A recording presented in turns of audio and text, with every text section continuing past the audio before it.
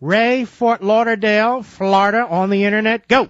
Mark, this is I spoke to you 3 years ago. You've inspired me to start a website and write a book. Oh, thank you.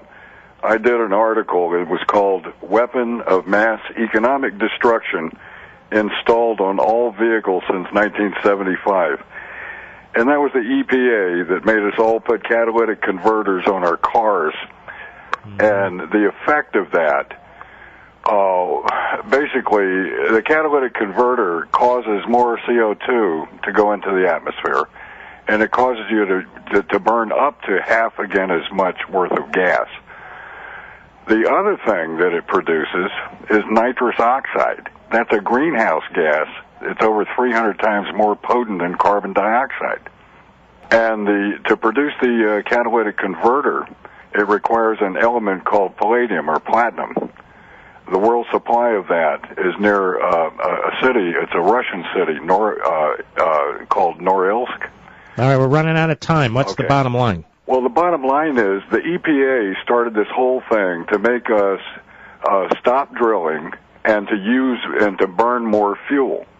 And that was back in the 70s. And people lose sight of that. All right, my friend. Look forward to your book. You take care, man. The EPA has made such horrific, monumental errors that have actually cost people their lives, and I've talked about it and I've written about it, DDT. Now, you'll hear hosts talk about it now, but DDT, you want to talk about science? Rachel Carson wrote her book, which was mostly propaganda. An administrative law judge at the new Environmental Protection Agency painstakingly conducted a hearing and went through for months what was in essence a trial. All this information submitted, all this scientific information submitted. And that administrative law judge concluded that DDT was not only an extremely effective chemical, and by the way, it had been used since World War II, but that it was also an extremely safe chemical.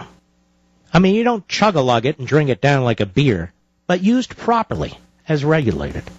But he was overruled by the administrator of the EPA, Ruckelshaus, a political appointee who was into this whole environmental movement.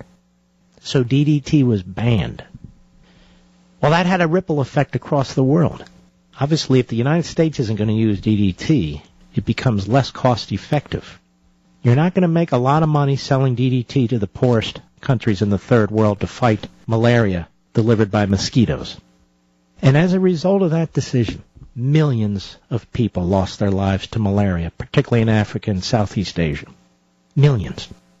Even now, Bill Gates is running around handing out nets. Well, we all have experience with mosquitoes, and nets can do okay, but nets aren't going to stop mosquitoes from doing what mosquitoes do. You should walk around covered in a net through your entire existence. Now, of course, everybody's reconsidering it.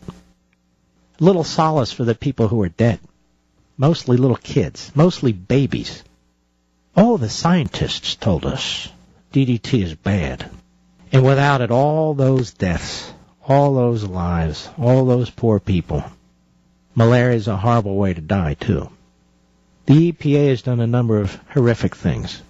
Why do we put our faith in an agency that perverted science, that perverted the rule of law, that cost so many people their lives all over the world? And now we're going to turn our economy over to them? Why do we trust these bureaucracies and these bureaucrats when they've demonstrated time and time again that they don't deserve it? Any private entity that was involved in that kind of activity would be gone by now. The EPA gets bigger and bigger and stronger, and we're relying on it for expertise. Why? When it is drenched in blood.